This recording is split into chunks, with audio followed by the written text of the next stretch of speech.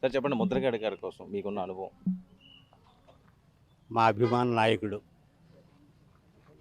ఈ రాష్ట్ర ప్రజానీకం గర్వించదగ్గ మచ్చలేని నీతి నిజాయితీల ముద్దుబిడ్డ.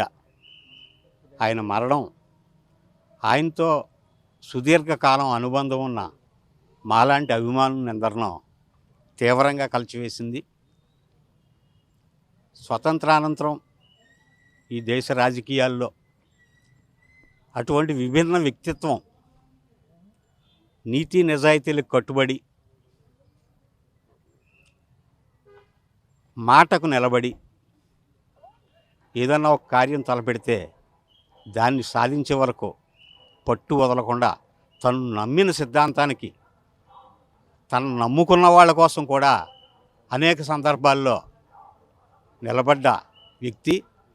ఆ నిలబడే సందర్భంలో ఆయన వ్యక్తిగతంగాను, రాజకీయంగాను, ఆర్థికంగా కూడా తీవ్రంగా నష్టపోవడం జరిగింది.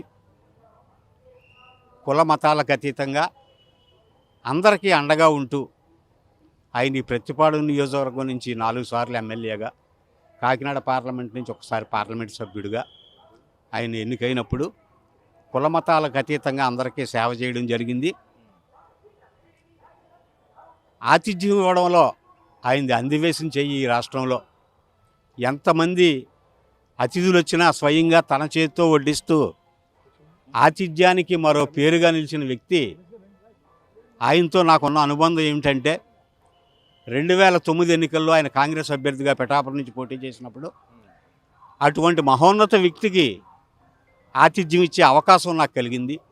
2009 ఎన్నికల్లో మా ఇంటినే ఆయనకి పార్టీ ఆఫీసుగా మార్చి ఆయన్ని అక్కడి నుంచి ఎన్నికల సంగ్రామంలో ఆయన ముందుకెళ్లే విధంగా నా ఇంటిని ఆయనకి నేను ఆతిథ్యం ఇవ్వడం, ఆయన చివరి వరకు అదొక అదృష్టంగా భావిస్తాను. అదృష్టంగా నేను భావిస్తూ ఉన్నా.